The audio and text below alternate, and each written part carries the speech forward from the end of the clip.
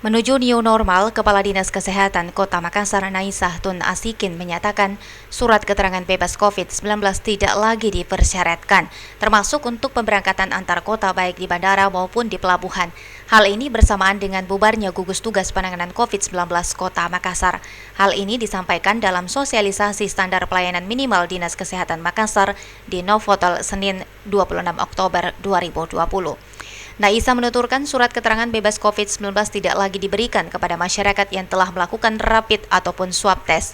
Namun tim kesehatan yang melakukan pemeriksaan akan memberi bukti telah melakukan rapid test ataupun swab. Hal ini pun telah disampaikan ke pihak Bandara Internasional Hasanuddin dan PT Pelni untuk tidak mensyaratkan suket bebas COVID-19. Tidak dibutuhkan surat keterangan dari gugus tugas. Tapi tetap harus ada surat keterangan hasil pemeriksaan lab. Langsung hasil pemeriksaan dari klinik, dokter, puskesmas. Jadi bukan ditiadakan.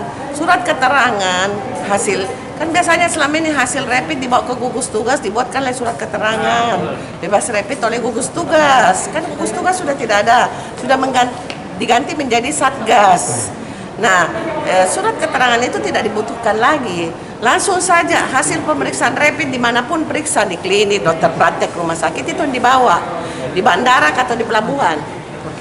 Ya, jadi kami sudah koordinasi KKP, memang itu tidak dipersyaratkan lagi. Jadi kalau ada orang dibilang di Pelni dipersyaratkan, lapor ke, oh itu tidak ada, nggak dipersyaratkan. Naisah juga meminta masyarakat untuk melapor ke Dinas Kesehatan Kota Makassar jika masih diminta surat keterangan bebas COVID-19, khususnya di tempat yang sebelumnya mewajibkan suket seperti bandara dan pelabuhan serta perbatasan kota. Ira, Fajar TV, dan Fajar Radio melaporkan.